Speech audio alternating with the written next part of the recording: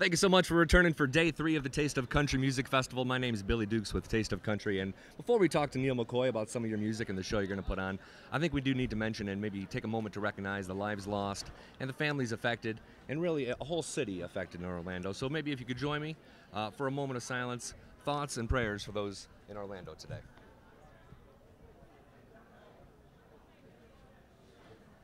And you know, Neal, I think one of the great things about country music is we can talk about serious things like this, but then someone like you can go on stage and entertain and really make us kind of forget about life like that for a while. We will absolutely make everybody out there forget about everything for at least an hour while we're up there. You played the CMA Music Festival this week and the Grand Ole Opry, and you had a great moment backstage with Charlie Pride. You guys said the Pledge of Allegiance, and I mean, there's never a bad reason to say the Pledge of Allegiance, but what inspired that moment from the two of you? I say it every day. Do you really? I say it every day on my Facebook page, and we have since I've been saying, we've had over 10 million people look at it, and so it's just something I do. And then when I get around somebody, another artist, I always ask them, I say, hey man, I don't know where you are in your beliefs or where you feel about our country, but if you'd like to say the Pledge of Allegiance, I'd love for you to say it, and we'll post it in the morning. And and so far, no one's turned us down. Well, you and Charlie go back a long ways. You guys, I mean, you opened for him the first 5 years of your career, am I mistaken? He actually, I didn't mean to cut you off, he actually introduced me to country music in 1981. I won a contest in Dallas. And he heard me at that contest, took me under his wing, and I traveled the roads with him 5 or 6 years across not just the United States and Canada, but across the world. A new album that just hit stores called You Don't Know Me, and it's kind of more of an album of American standards, which is interesting at this time because we have artists like Darius Rucker, Red Eldridge, who are really sort of, I mean, they're kind of making Frank Sinatra and artists like that cool again for maybe a younger generation who didn't know about that. Is this a thing that's happening in country? You know, I don't know because I am so much older than both of those guys.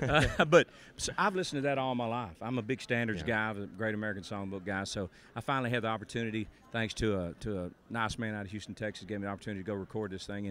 And it's some of my favorite music ever. It's just great music, and it'll be around forever. Now, I believe this is your first set at this actual Taste of Country Music Festival. It is, yes, sir. You've played this area and this venue many times before. I have back, just in they had a big tent, and I was there, I think, one time with Loretta Lynn. I think we were there with the Oak Ridge Boys one time, and we've been here, I think, three or four times, and so this is our first time though in a long time, so we're looking forward to it. Does Loretta Lynn backstage, does she like to party and have a good time backstage back then?